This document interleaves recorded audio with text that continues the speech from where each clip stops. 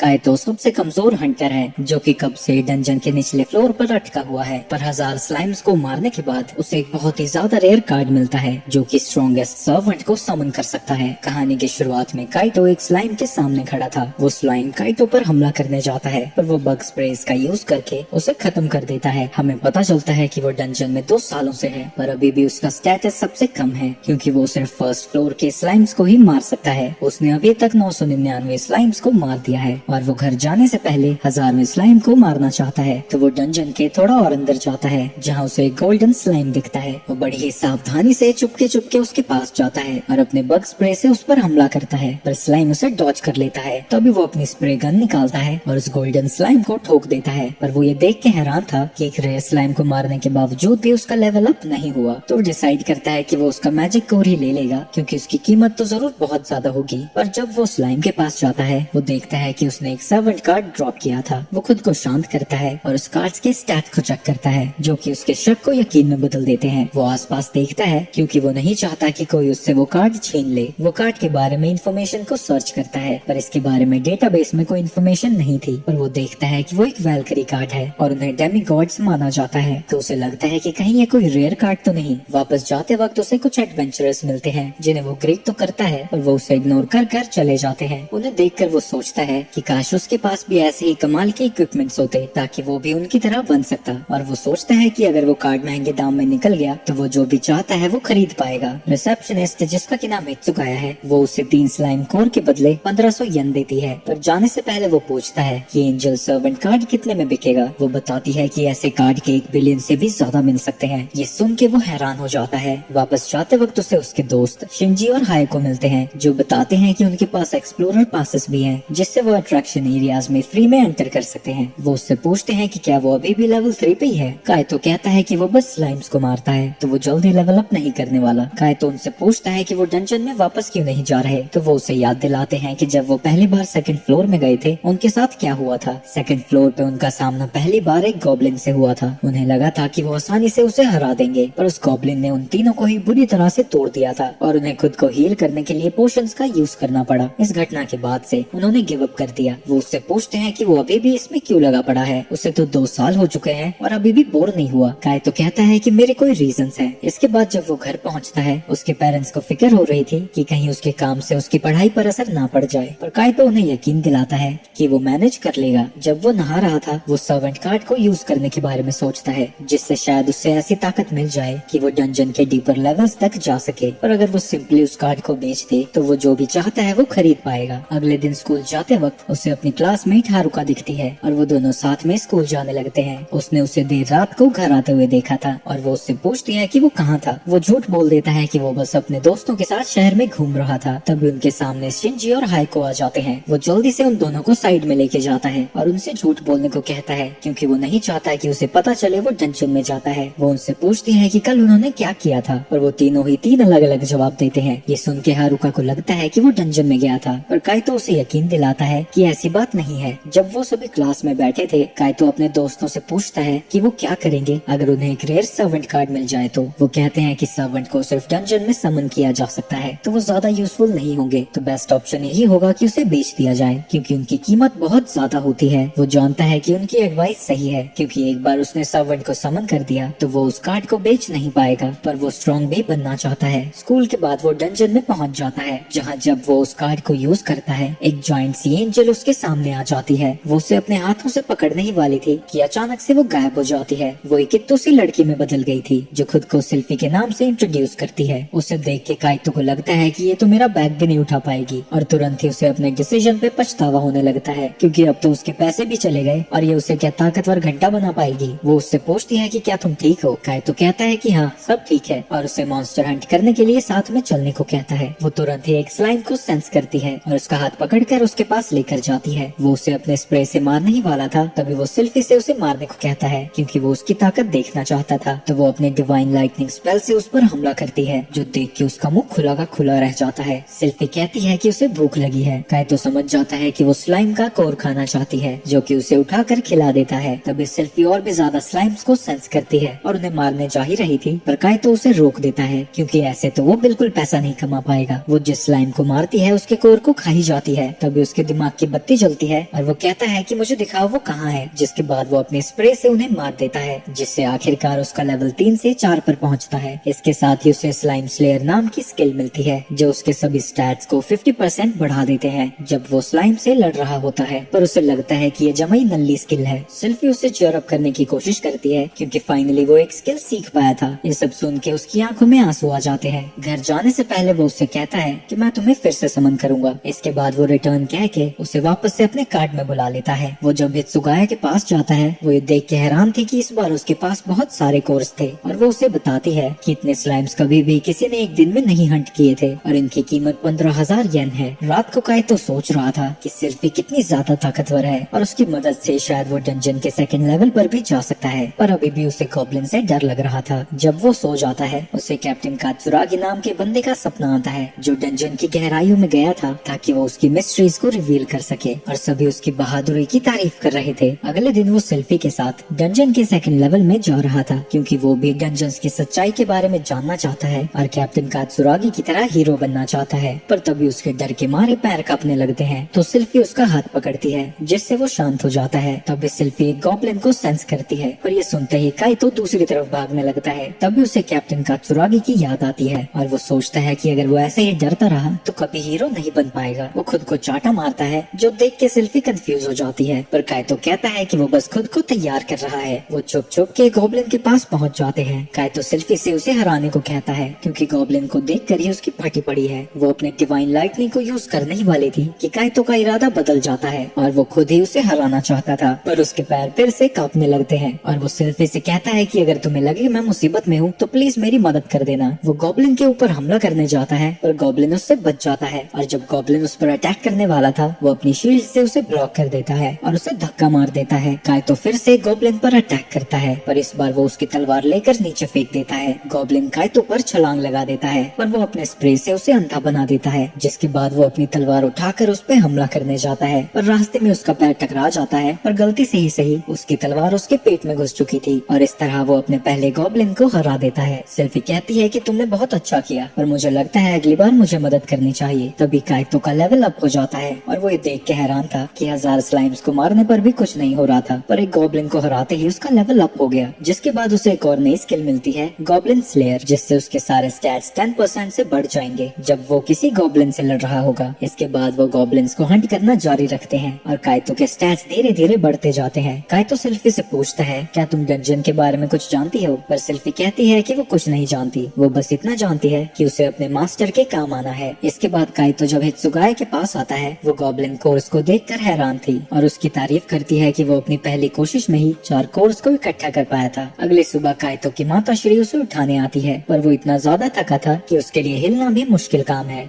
School जाते वक्त उसे हारुका मिलती है और उसकी इतनी बुरी हालत देखकर वो पूछती है तुम डंजन में गए थे ना। काइतो कहता है नहीं तो वो तुम्हें बॉडी वगैरह बनाने के लिए जिम जाने लगा हूँ और इसलिए मेरे पूरे शरीर में दर्द हो रहा है। ये सुन के हारुका स्माइल करती है और कहती है कि मुझे नहीं लगता कि तुम्हारे चेहरे पर मस्कुलर बॉडी सूट करेगी। स्कूल में वो अपने दोस्तों को बता रहा था कि अब वो गॉब्लिन को भी मारने लगा है। ये सुन के उसके दोनों दोस्त हैरान हो जाते हैं। इसके बाद काइतो और सिल्फी फिर से डंजन में जाते हैं जहाँ वो काफी सारे गॉब्लिन्स को हंट करते हैं और बड़ी जल्दी लेवल 10 तक पहुंच जाता है और उसके स्टैट्स भी काफी ज्यादा बढ़ चुके थे। उसे गॉड ब्लेसिंग नाम की एक नई स्किल मिलती है। ये देख के काइतो खुशी से उछल जाता है और फिर सिल्फी के आगे माथा टेकने लगता है क्योंकि ये सब उसी की बदौलत हुआ था। वो जाके उसका हाथ पकड़ता है और कहता है कि मैं बहुत ज्यादा खुश हूँ कि मुझे तुम जैसा एक सर्वेंट मिला। सिल्फी भी कहती है कि मास्टर अगर आप खुश हैं तो मैं भी खुश हूँ। वो बात कर ही रहे थे कि तभी वहाँ पे एक स्केलेटन आ जाता है पर वो स्केलेटन थोड़ा अलग था। उसकी बॉडी ग्लो कर रही थी, इसका मतलब वो एक रेयर मॉन्स्टर है। सिल्फी उनके बीच में बैरियर बना देती है जिसे वो स्केलेटन तोड़ नहीं पाता पर काइतो उस पर हमला कर सकता था पर उसके हमले से स्केलेटन का कुछ नहीं बिगड़ता। ये देख के सिल्फी उस पर अपना डिवाइन लाइटनिंग यूज करती है और उसे मार गिराती है पर वो स्केलेटन बस एक कोड ड्रॉप करता है जो देख के वो थोड़ा मायूस हो जाता है क्योंकि उसे लगा था कि उससे उसे कोई रेयर आइटम भी मिल जाएगी। तब सिल्फी कहती है कि उसे भूख लगी है। काइतो देखता है कि उस कोर का कलर रेड है यानी वो रेयर हो सकता है पर फिर भी वो उसे खिला देता है। सिल्फी उसे खा के खुश हो जाती है और कहती है ये नॉर्मल माना कोर से बड़ा टेस्टी है। इसके बाद वो हिस्तुगाया के पास जाता है और उससे पूछता है कि रेड माना कोर की कीमत क्या मिल सकती है। वो बताती है कि एक रेड कोर की कीमत 2 मिलियन तक मिल सकती है। ये सुन के काइतो को सदमा लग जाता है। रात को जब वो सोने जाता है वो अब भी उसी चीज का दुख मना रहा था और फिर वो सोचता है कि वो इतना सब कुछ सेल्फी की मदद से ही कर पाया था, तो रेड माना कोर खाना तो वो डिजर्व करती ही है। जिसके बाद वो सोच में पड़ जाता है कि क्या उसे 3rd फ्लोर पे जाना चाहिए या फिर नहीं। अगले दिन वो सेल्फी से कह रहा था कि इस बार वो अकेला ही डंजन में जाएगा और सेल्फी को वहीं पीछे रुक कर उसका वेट करने को कहता है। लेकिन ये सुनकर सेल्फी सदमे में आ जाती है और घबरा कर पूछने लगती है कि मास्टर क्या मैंने कुछ गलत कर दिया? अगर मैंने गलती की भी है तो प्लीज मुझे माफ कर दो। काइतो कहता है शांत हो जा बहन, ऐसा कुछ भी नहीं है। असल में मैं 3rd फ्लोर पे जाने की सोच रहा हूँ, पर अगर मैं सिर्फ तुम्हारे साथ जाता रहा तो मैं कभी खुद लड़ना नहीं सीख पाऊंगा, तो इसीलिए मैं खुद को इम्प्रूव करना चाहता हूँ। तुमने मेरी बहुत ज्यादा मदद की है और इसके लिए मैं तुम्हारा शुक्रगुजार हूँ। आगे वो उससे कहता है कि वो उसे एक सर्वेंट की तरह नहीं मानता बल्कि अपनी बहन की तरह मानता है। सेल्फी भी कहती है कि वो बहुत खुश है कि उसे काइतो जैसा मास्टर मिला है। तभी उनके सामने एक गॉब्लिन आ जाता है जिससे काइतो अकेला ही लड़ने चला जाता है, पर उस गॉब्लिन ने भी उसकी बहुत बुरी तरह से पिटाई कर दी और खुद को ठीक करने के लिए वो हित्सुगाया से हीलिंग पोशन खरीदता है। पर वो हीलिंग पोशन बहुत महंगा था और वो घर आकर सोच रहा था कि उसे खुद के लिए न्यू गियर्स और इक्विपमेंट्स खरीदने होंगे। जिसके बाद वो फिर से डंजन के 1st फ्लोर में जाता है जहाँ वो बग स्प्रे से स्लाइम्स को मार रहा था। जब ये बात उसके दोस्तों को पता लगती है वो कहते हैं कि तुम फिर से स्लाइम्स को मारने लगे। काइतो कहता है हाँ मैं उससे कुछ खा। तभी पीछे से वहाँ हारुका आ जाती है और वो उनसे पूछती है तुम स्लाइम के बारे में बात कर रहे हो? काइतो घबराया वो कहता है नहीं स्लाइम नहीं, स्लाइस की बात कर रहे हैं हम, ब्रेड के स्लाइसेस की। हारुका उसकी इस बात पर भी यकीन कर लेती है और वहाँ से चली जाती है। इसके बाद हम देखते हैं कि उसने बहुत सारे कोर्स को इकट्ठा कर लिया था और अब वो इक्विपमेंट्स को बाय करने जा ही रहा था, पर तभी सिल्फी कुछ सेंस करती है। वहाँ जाने पर वो एक सिल्वर कलर का स्लाइम देखते हैं। काइतो सीधा उसके ऊपर अपनी गन स्प्रे से हमला करता है पर वो उससे बचकर भागने लगता है, तो सिल्फी को अपने डिवाइन लाइटनिंग का उस पर यूज करना पड़ता है। उसके मरने के बाद काइतो को एक और सर्वेंट कार्ड मिलता है और काइतो देखता है कि वो एक डेविल कार्ड है। काइतो सोच में पड़ जाता है कि क्या एक डेविल को समन करना सेफ होगा, पर फिर वो सोचता है जो होगा देखी जाएगी और डेविल को समन करने लगता है और कुछ देर में ही उनके सामने एक भयंकर सी आग से बनी हुई डेविल आ जाती है। थोड़ी देर में वो भी गायब हो जाती है और जब वो सामने देखता है वो एक दूसरी डेविल बन चुकी थी। देख के वो डिसअपॉइंटेड हो जाता है क्योंकि वो सर्वेंट कार्ड जैसी तो बिल्कुल भी नहीं लग रही। वही वो डेविल कहती है मुझे नहीं लगता कि तुम्हारी औकात है मेरा मास्टर बनने की। वही सिल्फी उससे डर रही थी और काइतो के पीछे छुप जाती है। वो डरे डरे ही कहती है कि तुम्हें हमारे मास्टर को रिस्पेक्ट करनी चाहिए, पर लुसीरिया कहती है कि वो सच में उसे बुरा कहना नहीं चाहती, वो तो बस एक डेविल की तरह बिहेव कर रही है। लूसी कहती है कि उसे भूख लगी है, पर काइतो कहता है कुछ कर तो ले बहन।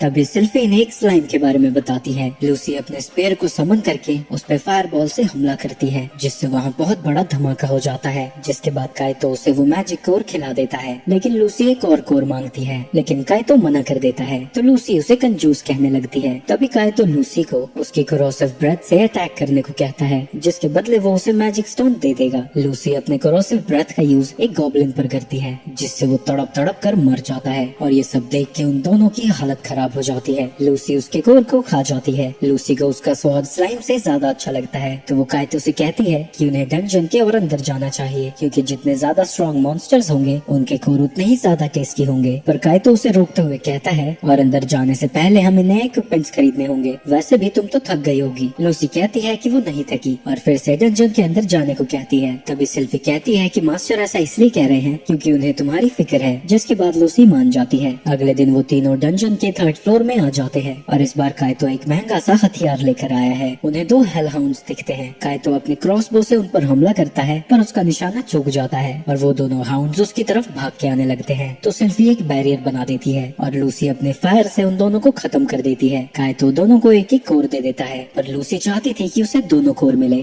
क्योंकि उसी ने दोनों हेल हाउंड्स को हराया था, पर काइतो मना कर देता है और कहता है कि जब तुम और मॉन्स्टर्स को हराओगी तब मैं तुम्हें और दे दूंगा। लूसी उसे धमकी देती है कि अगर तुम झूठ बोल रहे होगे तो मैं तुम्हें सीधा नर्क में भेज दूंगी। इसके बाद 2 बोर्स उन पर हमला करने आ रहे थे। लूसी उन दोनों को मारने की कोशिश करती है पर एक बचकर वहाँ से आगे आ जाता है, तो काइतो अपनी बो से उस पर हमला करता है जो कि उसकी आंख पे लग जाता है, पर इसके बाद भी वो उनकी तरफ आ ही रहा था। काइतो डर के मारे नीचे गिर जाता है। सिल्फी उसकी मदद करने वाली थी, लेकिन तभी काइतो एक और एरो शूट करता है जो कि उसके सर में लगती है और वो मर जाता है। सिल्फी उसकी तारीफ करती है पर लूसी कहती है कि तुम्हारी तो इतनी फट गई कि तुम गिर गए, तो काइतो बोलता है ऐसा कुछ नहीं है, वो मेरा पैर फंस गया था। वापस जाते वक्त काइतो सोच रहा था कि इस बार वो जरा भी पैसे नहीं बना पाया, क्योंकि लूसी बार बार और कोर्स को मांगती ही रहती थी। वो कुछ लड़कियों को बात करता हुआ सुनता है कि वो कैसे पार्टी बनाने के बाद 6th फ्लोर तक जा चुकी है, और वो सोचता है कि क्या वो सिल्फी और लूसी के साथ वहाँ तक पहुँच पाएगा। स्कूल में उसके दोस्त पूछते हैं कि तुम इतने खुश क्यों हो, यहाँ हमारे यूनिवर्सिटी चूज करने के चक्कर में फटी पड़ी है और तुम्हें देख के तो लगता है कि तुम्हें कुछ नहीं पड़ी। हारुका उनकी बातें सुन लेती है और काइतो से पूछती है कि वो किस यूनिवर्सिटी में जाना चाहता है, पर काइतो ने तो कुछ रिसर्च ही नहीं की थी। तो वो कहता है कि जिस यूनिवर्सिटी में भी तुम जाओगी मैं भी उसी में आ जाऊंगा। इसके बाद वो तीनों डंजन में मॉन्स्टर्स हंट कर रहे थे, पर जब लूसी सारे कोर्स को खा जाती है, सिल्फी का मुंह उतरा हुआ था। काइतो उससे पूछता है कि क्या हुआ, पर सिल्फी कहती है कि कुछ भी नहीं। घर में काइतो एक मूवी देखता है, जिसे देख के उसे लगने लगता है कि सिल्फी और लूसी एक दूसरे से लड़ने वाले हैं और उन्हें रोकने के लिए उसे कुछ करना पड़ेगा। अगले दिन हारुका समझ जाती है कि वो रात भर सोया नहीं था और उससे उसकी प्रॉब्लम के बारे में पूछती है। अब क्योंकि वो असली प्रॉब्लम नहीं बता सकता था, तो वो बताता है कि उसका एक दोस्त है जिसके 2 फीमेल फ्रेंड्स हैं जिनकी पर्सनालिटी बिल्कुल ऑपोजिट है, और ऐसा लगता है कि जैसे नाइस वाली दूसरे को पसंद नहीं करती। वो हारुका से एडवाइस मांगता है कि उसे क्या करना चाहिए। वो उसे बताती है कि उसे नाइस वाले से पूछना चाहिए कि उसे कैसा लगता है। डंजन में काइतो सिल्फी को समन करता है और उससे पूछता है कि क्या वो लूसी से नफरत करती है। सिल्फी कहती है कि पहले वो उससे डरती थी, पर धीरे धीरे वो उसे पसंद करने लगी है, पर काइतो को लगता है कि वो कुछ छुपा रही है। वो उससे कहता है कि तुम मेरे लिए इम्पोर्टेंट हो और मैं चाहता हूँ कि जो भी तुम महसूस करती हो मुझे बताओ।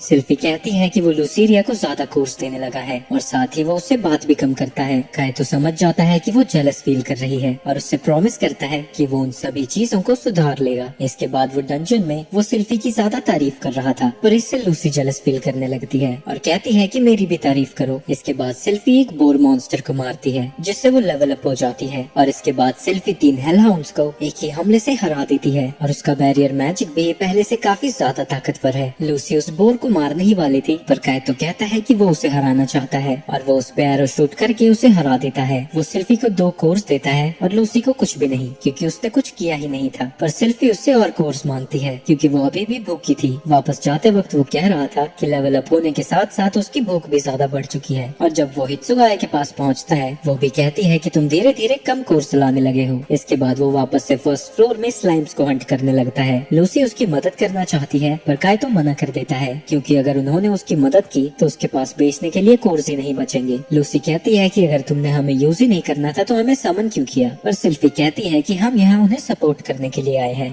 काइतो भी कहता है तुमने सही कहा, तुम दोनों के सपोर्ट की वजह से ही मुझ में हिम्मत आती है। हित्सुगाया ये देख के हैरान थी कि वो फिर से स्लाइम कोर्स लाने लगा है, क्योंकि उसे लगा था कि अब तो वो 4th लेवल पे जाएगा, पर वो जानता है कि 4th फ्लोर के लिए उसके इक्विपमेंट्स बहुत कमजोर हैं। तो वो आर्मर और वेपन्स ऑनलाइन सर्च करता है, पर जब उसे एक सूट पसंद आता है वो कुछ ज्यादा ही महंगा था। अगले दिन उन्हें एक स्पेशल स्लाइम दिखता है और काइतो उनसे कहता है कि चाहे कुछ भी हो जाए हमें उसे हराना ही होगा। तो सिल्फी और लूसी दोनों ही अपने हमलों से उस स्लाइम को खत्म कर देते हैं। काइतो को लगा था कि उसे एक और सर्वेंट कार्ड मिलेगा, पर वहाँ तो एक मैजिक ऑर्ब था, पर ये भी देख के वो खुश हो गया था क्योंकि इसकी मदद से वो अपने जादूगर बनने के सपने को सच कर सकता है। वो उस ऑर्ब को तोड़ देता है, जिससे उसे एक वाटर स्पेल मिल जाती है, जिससे कि वो एक हेलहाउंड पे टेस्ट करना चाहता है। वो सिल्फी को बैरियर क्रिएट करने को कहता है और लूसी से कहता है कि अगर कुछ गड़बड़ हो तो बीच में आ जाना। वो अपने मैजिक से वाटर बॉल बना देता है जो कि सीधा जाके हेलहाउंड को लगता है, पर उससे हेलहाउंड को कुछ भी नहीं होता। इसके बाद जब वो उन पर हमला करने जाता है लूसी उसे हरा देती है। वहीं काइतो दुखी हो जाता है क्योंकि उसका नया स्पेल इतना कमजोर जो था, और सोचने लगता है इससे अच्छा तो मैंने उसे बेच ही दिया होता। रात को उसकी मुलाकात हारुका से होती है और वो उसकी एडवाइस के लिए उसका शुक्रिया अदा करता है क्योंकि इससे प्रॉब्लम सॉल्व हो गई। हारुका को लगता है कि वो दोनों लड़कियां उसी की दोस्त होंगी, पर काइतो उसे यकीन दिलाता है कि वो उसके दोस्त के लिए एडवाइस मांग रहा था। इसके बाद हारुका उसे बाय बोल के जाने लगती है। वहीं वो सोच में पड़ जाता है कि कहीं किसी और लड़की की वजह से ये जेलस तो नहीं फील कर रही, पर फिर उसे याद आता है कि वो तो एक नल्ला है। इसके बाद हम उसे डंजन में देखते हैं जहाँ की वो अपने वाटर स्पेल को इम्प्रूव करने की कोशिश कर रहा था और वो उसकी शेप को ट्रांसफॉर्म करना सीख जाता है, पर इसकी वजह से वो बहुत ही ज्यादा थक जाता है और नीचे गिर जाता है। इसके बाद जब वो डंजन से बाहर निकल रहा था वो एक लड़की से टकरा जाता है जिसका कि नाम आरी है। वो उसे अपना ध्यान रखने को कहती है और काइतो उससे माफी मांग के वहाँ से चला जाता है। वहीं उसे देखते हुए वो समझ जाती है कि वो ट्रेनिंग में कड़ी मेहनत कर रहा था, तो वो तीनों भी डिसाइड करते हैं कि वो भी जितने मॉन्स्टर्स हो सके उतने मॉन्स्टर्स को हंट करेंगे। वहीं क्लास में काइतो सो रहा था, पर जब टीचर उसे जगाती है वो चिल्लाता है यस मास्टर, अब मैं और भी ज्यादा ट्रेन करूंगा। ये सुन के पूरी क्लास हंसने लग जाती है। इसके बाद उसके दोस्त पूछते हैं कि वो किस बात की ट्रेनिंग कर रहा है। काइतो बताता है कि वो अपने वाटर बॉल को इम्प्रूव करना चाहता है ताकि वो भी मॉन्स्टर्स को हरा सके। पर हारुका उसकी बातें सुन लेती है और उससे पूछती है कि क्या तुम डंजन में जाने के लिए ट्रेनिंग कर रहे हो। पर काइतो कहता है नहीं तो मैं तो डांसिंग की ट्रेनिंग करता हूँ। हारुका उसकी बात मान लेती है और कहती है कि थोड़ा लिमिट में ट्रेनिंग करना। इसके बाद डंजन में काइतो गॉब्लिन पर वाटर बॉल से हमला करता है जो कि सीधा उसके मुंह में जाकर फंस जाती है, जिससे वो सांस नहीं ले पा रहा था और थोड़ी देर में ही मर जाता है। ये देख के वो दोनों उसकी तारीफ करती हैं कि वो अपने दिमाग का भी यूज करने लगा है। पर काइतो परेशान था कि काफी समय से उसका लेवल अप नहीं हुआ है क्योंकि अब उसे थर्ड फ्लोर के मॉन्स्टर से एक्सपीरियंस पॉइंट्स नहीं मिल रहे हैं, यानी अब उसे फोर्थ फ्लोर पर जाना ही होगा, जिसके लिए काइतो उसी आर्मर को बाय कर लेता है। सिल्फी को ये आर्मर पसंद आता है पर लूसी को बड़ा ही भद्दा लग रहा था। काइतो बताता है कि ये उसकी बॉडी को प्रोटेक्ट करता है पर मटेरियल काफी पतला है तो उसे दर्द तो होगा ही, और साथ ही उसने एक ब्रेसलेट भी खरीदा है जो उसके स्पेल्स को इम्प्रूव कर सकते हैं, पर उसने अभी तक इसे टेस्ट नहीं किया था। वो सभी फोर्थ फ्लोर पर पहुंच जाते हैं पर तभी सिल्फी एक खतरनाक मॉन्स्टर को सेंस करती है। तभी एक भयानक सा कॉकरोच उनके सामने आ जाता है। इसे देख के वो दोनों लड़कियां घबरा जाती हैं और अपनी पूरी ताकत से उस कॉकरोच पर हमला करती रहती हैं। वहीं काइतो रियलाइज करता है कि वो तो पीछे ही छूट गया था और उनकी तरफ भागने लगता है। इसके बाद हम उन्हें फिफ्थ फ्लोर पर देखते हैं और जब काइतो वहाँ पहुँच जाता है सिल्फी उससे रोते हुए कहती है कि वो डर गए थे और उससे माफी मांगती है क्योंकि उन्होंने बिना उसकी इजाजत के अटैक करना शुरू कर दिया। पर काइतो कहता है कि वो उन पे गुस्सा नहीं है, उन दोनों की वजह से ही वो फोर्थ फ्लोर को इतनी जल्दी क्लियर कर पाए थे और उसने उन सभी कॉकरोचेस के कोर्स को भी इकट्ठा कर लिया था। वो उन कोर्स को उन्हें खिलाता है पर उन्हें इनका स्वाद बिल्कुल भी पसंद नहीं आता। इसके बाद जब वो फिफ्थ फ्लोर में आगे बढ़ते हैं उन्हें रेत और कीचड़ से बने मॉन्स्टर्स दिखते हैं। वो उन पे अपने एरोस को शूट करता है पर वो उन पर काम ही नहीं कर रहे थे क्योंकि वो मॉन्स्टर्स फिजिकल डैमेज से इम्यून है। तो वो लूसी की हेल्प मांगता है और लूसी हेल्प फायर का यूज करके उन दोनों मॉन्स्टर्स को खत्म कर देती है। और काइतो समझ जाता है कि इस लेवल के मॉन्स्टर्स को हराने के लिए उसे उन दोनों की ही मदद लेनी होगी। इसके बाद जब वो और डंजन के अंदर जा रहे थे तभी सिल्फी एक जगह खड़ी हो जाती है और कहती है कि वो इस दीवार के पीछे कुछ सेंस कर रही है। तो वो उस दीवार को डिस्ट्रॉय कर देती है और वो सभी देखते हैं कि उसके पीछे एक सीक्रेट रास्ता है। वो सभी उसके अंदर जाने लगते हैं और काइतो उन दोनों से कहता है कि वो संभल के चले क्योंकि उन्हें नहीं पता अंदर क्या छुपा हुआ है। पर तभी लूसी एक ट्रैप को एक्टिवेट कर देती है और एक तीर सीधा काइतो को लगता है जिससे वो दर्द में तड़पने लगता है। इसके बाद वो आगे जाना जारी रखते हैं पर तभी लूसी फिर से एक ट्रैप को एक्टिवेट कर देती है और जब काइतो उस तीर को डॉज करने जाता है उसे बिजली का झटका लग जाता है, पर इसके बाद भी उसे ज्यादा कुछ नहीं हुआ था। इसके बाद वो एक दरवाजे के पास पहुंचते हैं। काइतो उसे खोलने की कोशिश करता है पर वो हिलता भी नहीं, तो उसे लगता है कि शायद उन्हें किसी आइटम की जरूरत होगी, पर सिल्फी अटैक करके उस दरवाजे को ही तोड़ देती है। जब वो उस दरवाजे के अंदर जाते हैं उन्हें दो बॉस मॉन्स्टर्स दिखते हैं। वो डिसाइड करते हैं कि वो ओगर को पहले हराएंगे। वो दोनों लड़कियां अपने मैजिक से ओगर पर हमला कर देती हैं, जिसके बाद उन्हें पता लगता है कि उस पे मैजिक का कोई असर नहीं होता। ओगर उन पे हमला करने के लिए वहाँ से छलांग लगा देता है तो सिल्फी अपने बैरियर से उन्हें बचा लेती है। वो लूसी से कहता है कि वो स्लाइम को जाके ठिकाने लगाए और खुद एरो से ओगर पर हमला कर रहा था जिससे उसकी हेल्थ कम हो रही थी, पर बड़ी जल्दी उसके एरोस खत्म हो जाते हैं। और तभी वो देखता है कि लूसी को भी मुश्किल हो रही थी क्योंकि उस स्लाइम पर भी मैजिक का असर नहीं होता। तो वो अपने वाटर बॉल का यूज करने लगता है, लेकिन तभी वो आइस में बदल जाता है जो कि उस ब्रेसलेट की वजह से हो रहा था। और जब वो इस आइस को ओगर पर शूट करता है इससे उसकी हेल्थ कम हो रही थी पर उसका माना बड़ी ही जल्दी खत्म होने लगता है और अब वो सिर्फ 3 बार ही शूट कर सकता है। तो वो वाटर बॉल्स को स्पाइक्स में ट्रांसफॉर्म कर देता है और सीधा ओगर के हेड पे निशाना लगाता है जिससे वो ओगर हार जाता है। वहीं दूसरी तरफ वो स्लाइम लूसी पर हमला करने ही जा रहा था, तभी काइतो अपनी शील्ड से उसे बचा लेता है पर बड़ी ही जल्दी उसकी शील्ड ही पिघलने लगती है। सिल्फी अपने डिवाइन स्पेयर का यूज करके उस स्लाइम के बीचों बीच एक बड़ा सा छेद कर देती है, पर इस हमले से भी उस स्लाइम का ज्यादा कुछ नहीं बिगड़ता। काइतो वहाँ से भागने के बारे में सोचने लगता है पर तभी उसे कैप्टन कात्सुरागी का ख्याल आता है और वो सोचता है कि अगर मैं ऐसे ही भागता रहा तो कभी हीरो नहीं बन पाऊंगा। जिसके बाद वो उस स्लाइम पर अपने स्प्रे से हमला करने लगता है और सिल्फी उसके अटैक से काइतो को बचा रही थी। वो अपनी स्प्रे गन्स निकालता है और स्लाइम पर स्प्रे करना जारी रखता है और ऐसे ही वो स्लाइम को मार गिराता है। ये देख के वो लड़कियां सेलिब्रेट करती हैं, पर वो बेचारा इंजर्ड था तो उसके सारे जख्म दुखने लगते हैं। जिसके बाद वो एक पोशन को पीकर अपनी सारी चोटों को हील कर लेता है, पर तभी लूसी का लेवल भी अप हो जाता है और काइतो भी देखता है कि वो लेवल 15 पर पहुंच चुका है और उसे लगता है कि अब वो बाकी एक्सप्लोरर्स की बराबरी कर सकता है। इसके बाद वो देखता है कि ओगर ने एक रेड कोर को ड्रॉप किया था और उस स्लाइम ने मैजिक स्वॉर्ड को, पर वो तलवार कम और चाकू ज्यादा लग रही थी। वो जब उस कोर को बेचने जाता है हित्सुगाया उससे पूछती है कि ये उसे कहाँ मिला, तो वो उसे छुपे हुए डंजन के बारे में बता देता है। हित्सुगाया कहती है कि वो किसी को इन्वेस्टिगेट करने के लिए वहाँ भेज देगी और क्योंकि उसने एक स्पेशल मैजिक कोर लिया था इसकी वैल्यू अभी स्पेसिफाई स्पेसिफाई नहीं की गई है, पर वो उसे इसके बदले काफी अच्छे पैसे देगी। इसके बाद वो उसे एक इवेंट में उसे इनवाइट करती है, जहाँ एक्सप्लोरर्स पार्टी बनाएंगे 7th फ्लोर को एक्सप्लोर करने के लिए, जिसके लिए काइतो मान जाता है। इसके बाद जब वो स्कूल में था, वो अपने दोस्तों के आगे खुद की तारीफ कर रहा था कि वो अब क्योंकि 6th फ्लोर को क्लियर करने वाला है, वो उस इवेंट में जा सकता है, जहाँ वो बाकी एक्सप्लोरर्स के साथ पार्टी बना सकता है। पर तभी वहाँ हारुका आ जाती है और कहती है कि क्या तुम सब डांस पार्टी के बारे में बात कर रहे हो। तो वो सभी उसे यकीन दिला देते हैं कि काइतो एक डांस पार्टी में हिस्सा लेने वाला है।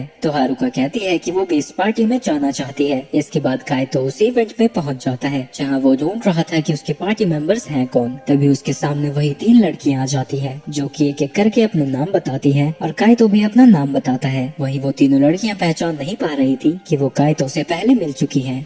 फ्लैशबैक में हमें पता लगता है कि हारुका कैप्टन कात्सुरागी की बेटी है, जो उसे बाहर तक छोड़ने आई थी। वो कहते हैं कि वो घर वापस जल्दी आएंगे और वो साथ में ही डिनर करेंगे। वहीं प्रेजेंट में हारुका उठती है और घर से बाहर जाने के बाद सोच रही थी कि कहीं काइतो फिर से ट्रेनिंग तो नहीं कर रहा। इवेंट के लिए सभी एक्सप्लोरर्स लाइन में खड़े थे और काइतो का ग्रुप ट्रांसफर गेट से सीधा 6th फ्लोर पर पहुंच जाते हैं। रास्ते में उन्हें एक आदमी बताता है कि आज का इवेंट 3 घंटे तक चलने वाला है। वहाँ उन्हें एक कन्वीनियंस स्टोर भी मिलता है, जहाँ से वो सारी जरूरत की चीजें खरीद लेते हैं। काइतो देखता है कि उन सभी के पास तो इतना भयंकर बैग भी नहीं है, तो वो अपना सामान कैसे रखते हैं। तो वो दिखाती है कि वो उन सभी के पास मैजिक बैग्स हैं। उसे यकीन नहीं होता कि उन तीनों के पास वो बैग्स हैं, क्योंकि वो काफी महंगे होते हैं। तब जाके काइतो को पता लगता है कि वो खानदानी अमीर लोग हैं। इसके बाद वो सभी 7th फ्लोर पर पहुंच जाते हैं, जहां मीका उन्हें बताती है कि ये फ्लोर कोलम से भरा हुआ है। उन्हें सामने कस्टोडियंस दिखते हैं, जो कि उन्हें इवेंट के लिए गुड लक बोलकर वहां से चले जाते हैं। हिकारी बताती है कि कस्टोडियंस डंजन्स को साफ रखते हैं। इसके बाद काइतो उन सभी को बताता है कि उसका लेवल 16 है और उन सभी से पूछता है कि उनका लेवल क्या है। आरी बताती है कि उसका लेवल 18 है। वहीं बाकी दोनों अभी भी 15th लेवल पे हैं। तभी उनके सामने एक स्टोन गोलम आ जाता है और आरी उससे लड़ने पहुंच जाती है, जो कि एक हमले से ही उसे खत्म कर देती है। ये देख के काइतो हैरान हो ही रहा था, पर तभी वहाँ एक ब्रॉन्ज गोलम आ जाता है। तो हिकारी अर्थवेव स्पेल का यूज करके उस गोलम को एक जगह जकड़ देती है। जिसके बाद मीका अपने सर्वेंट को समन करती है, जो जाके उस गोलम पर हमला करने लगता है। इसके बाद हिकारी फायरबॉल स्पेल का यूज करके उस गोलम को पिघला देती है।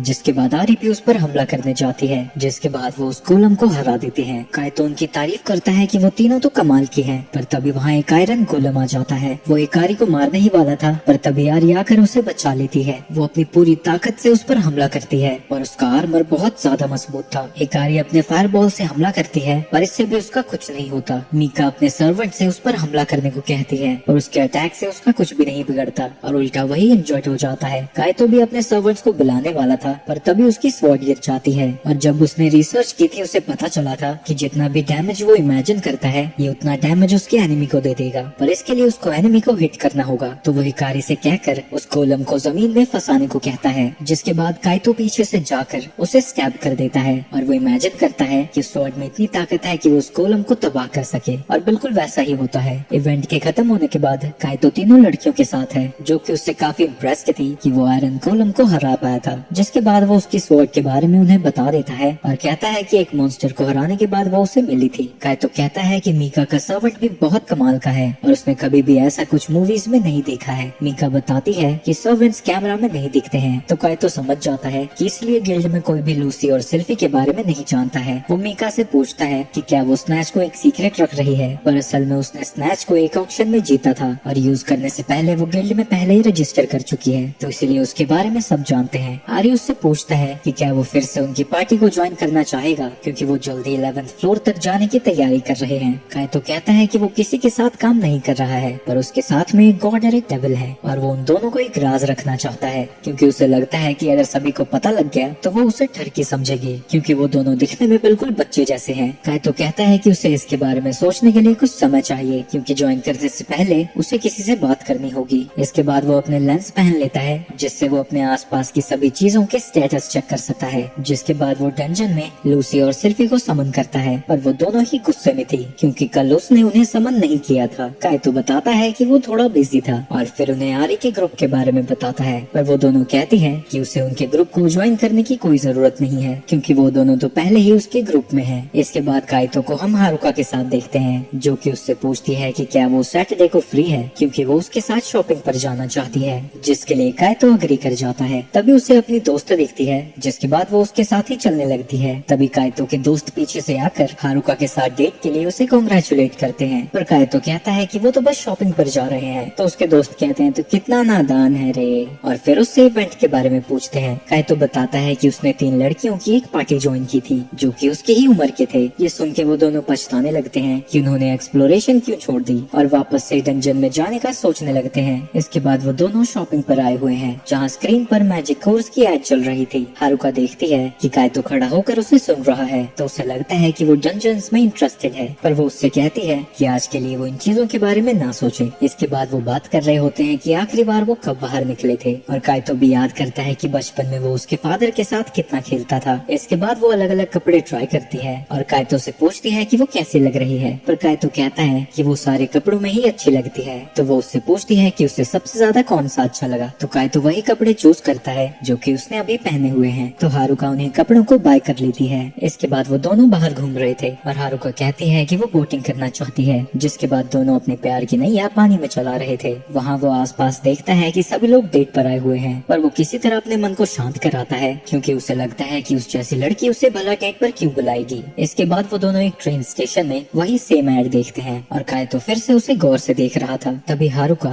एक माँ को अपने बच्चे के साथ देखती है और वो कायतो से कहती है कि घर जाने से पहले वो कहीं जाना चाहती है। वो गिल्ड के पास जाते हैं जहाँ के आसपास ही डंजन है और उसे लगता है कि उसके फादर अभी भी डंजन में जिंदा हैं। वो उस दिन को याद करती है जिस दिन उसके फादर ने जाने से पहले कहा था कि वो डिनर तक वापस आ जाएंगे, पर तब से अब तक वो वापस ही नहीं आए। उसे समझ नहीं आता कि आखिरकार लोग डंजन में जाते ही क्यों हैं। इसके बाद वो कायतो से कहती है कि उसे उसके साथ आज बहुत मजा आया और फिर वो अपने घर के लिए वहाँ से चली जाती है। कायतो कहता है कि वो उसके फादर की तरह ही हीरो बनना चाहता है। अगले दिन वो फिर से डंजन में पहुंचा हुआ है, जहाँ वो अपनी वाटर बॉल को उस ब्लेड से कंबाइन करता है और एक आइस से बनी हुई ब्लेड बना देता है, जिसकी मदद से वो एक गोलम को भी हरा देता है। सिल्फी को लगता है कि ये बहुत कमाल का है और लूसी कहती है कि ये बस उन लौंडियों को इम्प्रेस करने के लिए कर रहा है। सिल्फी उससे पूछती है कि क्या वो सच में उनकी पार्टी को ज्वाइन करने वाला है, क्या वो उनके साथ खुश नहीं है। वहीं लूसी भी भड़क जाती है क्योंकि वो आजकल उन्हें कोर्स भी कम खिला रहा है। तो कायतो प्रॉमिस करता है कि वो उनके ग्रुप को ज्वाइन नहीं करेगा, पर सिल्फी अपना मन बदल लेती है और उससे पूछती है कि आखिरकार वो उनको ज्वाइन क्यों करना चाहता है। कायतो कहता है कि वो दोनों कुछ ज्यादा ही स्ट्रॉन्ग है, इसलिए वो दूसरी पार्टी को ज्वाइन करना चाहता है ताकि वो खुद की स्किल को लेवल अप कर सके। सिल्फी तारीफ करती है कि वो खुद भी मेहनत करना चाहता है और कायतो बताता है कि वो उनकी पार्टी को सिर्फ वीकेंड्स पर ही ज्वाइन करेगा। वहीं घर आने के बाद आर्य को कॉल करने से पहले वो नर्वस हो रहा था, पर तभी उसे हारुका का कॉल आ जाता है, जिसके बाद वो अपने दोस्त शिंजी का बहाना बनाता है और कहता है कि वो किसी लड़की को कॉल करने से पहले नर्वस हो रहा है, तो क्या वो कोई तरीका जानती है जिससे वो नर्वस ना फील करे। तो हारुका उसे बताती है कि बचपन में वो स्टेज पर परफॉर्म करने जा रही थी पर काफी नर्वस थी, तो उसके फादर ने बस उसको स्माइल करने को कहा था, जिससे उसकी घबराहट कम हो गई थी। कायतो ये ट्राई करता है, लगता है ये काम कर जाएगा। ये सुन के हारुका समझ जाती है कि वो एडवाइस खुद के लिए मांग रहा था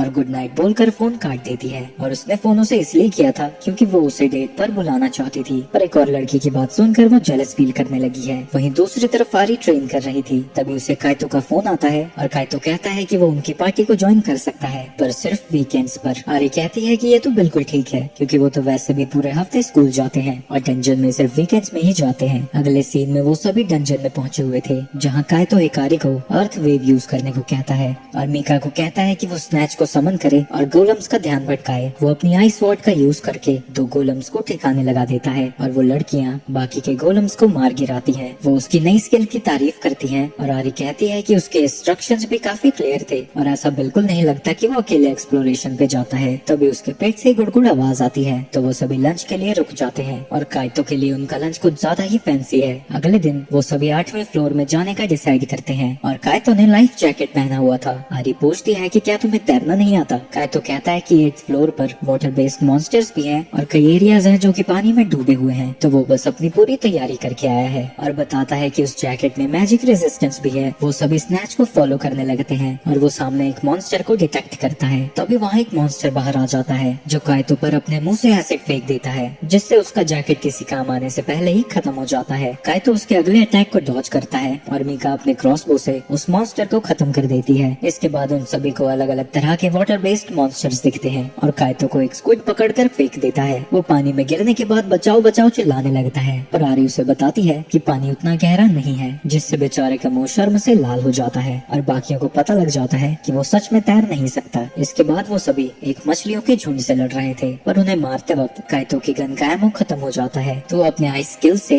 आरी के वेपन को कॉपी कर लेता है और फिर उसकी मदद से फिश को मारने लगता है। वो साथ में मिलकर सभी फिश को खत्म कर देते हैं, पर इतनी देर तक अपनी स्किल को यूज करने की वजह से उसका पूरा माना खत्म हो जाता है, जिसकी वजह से वो बेहोश हो जाता है। जब उसकी आंखें खुलती है वो देखता है कि वो आरी की गोद में लेटा पड़ा है, तो वो तुरंत वहाँ से उठ जाता है, जिसके बाद वो देखता है कि उसका माना पूरी तरह से रिकवर हो चुका है। आरी बताती है कि उसने उसके ऊपर एक मैजिक पोशन यूज किया है। वो माफी मांगता है क्योंकि वो पोशन सच में काफी एक्सपेंसिव होगा, पर आरी कहती है कि वो सभी एक पार्टी है तो उन्हें एक दूसरे की मदद करनी चाहिए, और वैसे भी उन्हें फिश से काफी सारे कोर्स मिल चुके हैं। आगे जाते वक्त स्नैच फिर से एक मॉन्स्टर को सेंस करता है और उनके सामने एक भयंकर सा डायनासोर बॉस आ जाता है। काइतो कहता है कि हम सभी को यहाँ से निकलना चाहिए और वो सभी वहाँ से भागने लगते हैं, पर वो डायनासोर उनका पीछा छोड़ ही नहीं रहा था, जिससे उनके बाहर जाने का रास्ता पत्थरों की वजह से ब्लॉक हो जाता है। तो अब उनके पास फाइट करने के अलावा कोई और ऑप्शन नहीं है। वो सभी को बताता है कि उन्हें कैसे हमला करना चाहिए, पर जब वो सभी मिलकर उस पर हमला करते हैं उस डायनासोर पे जरा भी असर नहीं होता। काइतो किसी तरह अपनी स्वॉर्ड से उसे डैमेज कर देता है, पर इससे उस डायनासोर को ज्यादा कोई फर्क नहीं पड़ता। और जब उस डायनासोर का ध्यान भटका हुआ था, आरी दौड़कर उस पर चढ़ जाती है और उसके सर पर हमला कर देती है, पर ये भी उसे मारने के लिए काफी नहीं था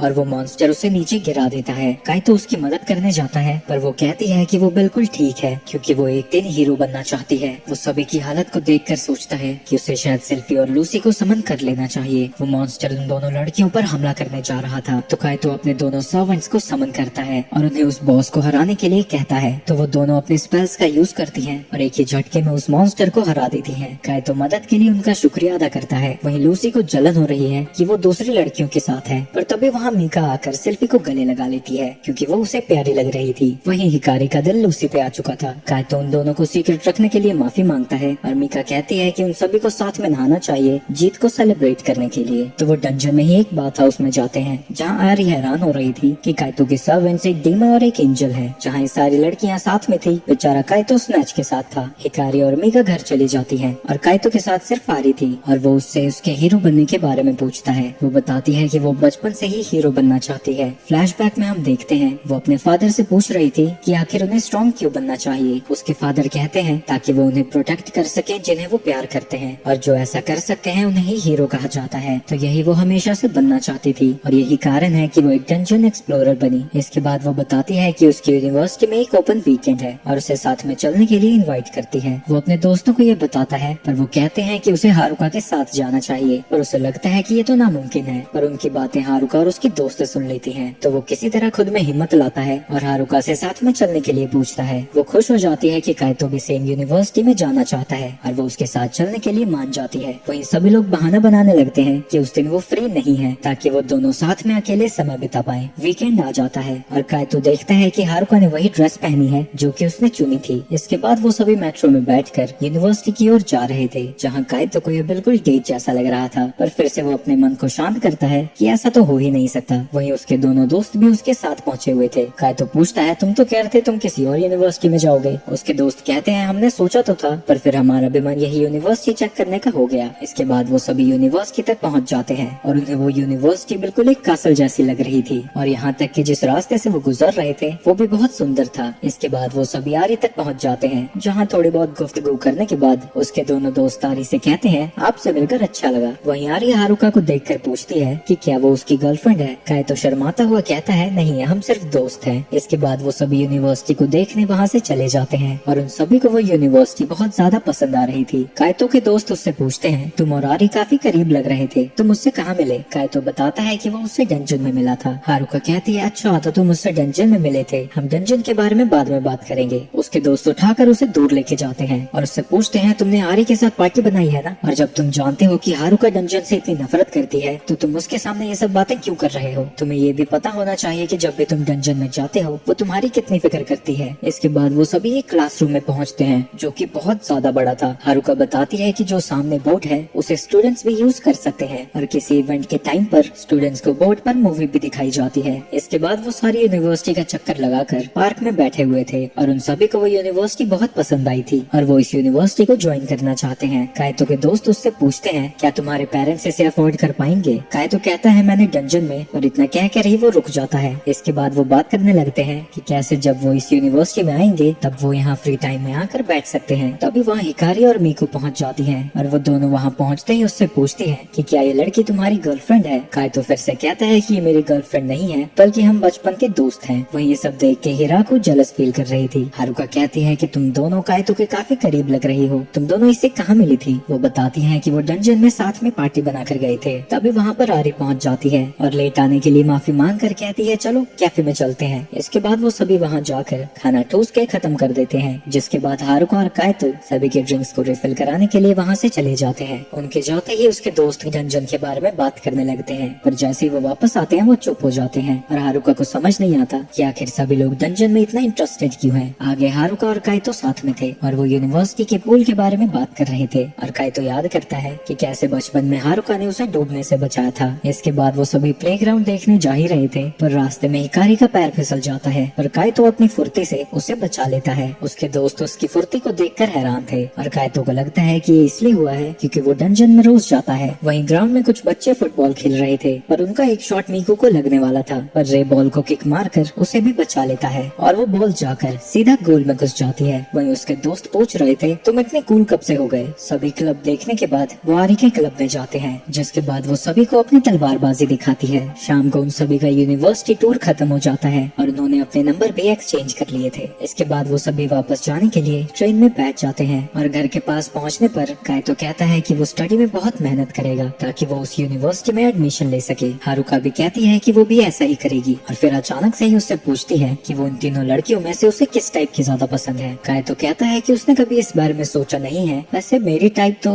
सोचते सोचते वो शर्माने लगता है और उससे कहता है कि काश एक दिन मैं तुम्हें बता सकूं। आगे हारुका कहती है कि तुम अपने दोस्तों और उन तीनों लड़कियों को भी फर्स्ट नेम से बुलाते हो और तुम्हें भी वो सभी काइतो कहकर बुलाते हैं, पर इससे पहले कि वो अपनी बात पूरी करती वो गुड नाइट बोलकर अंदर चली जाती है। जिसे नहीं पता बता दूं, जापान में ज्यादातर लोग सरनेम्स का ही यूज करते हैं और अच्छी जान पहचान होने के बाद ही वो उनके फर्स्ट नेम का यूज करते हैं। वहीं काइतो जब नहा रहा था उसे अभी भी समझ नहीं आया कि वो फर्स्ट नेम के बारे में बात क्यों कर रही थी और वो सोचने लगता है कि आज वो लूसी और सिल्फी को ना निकालने का क्या बहाना लगाएगा।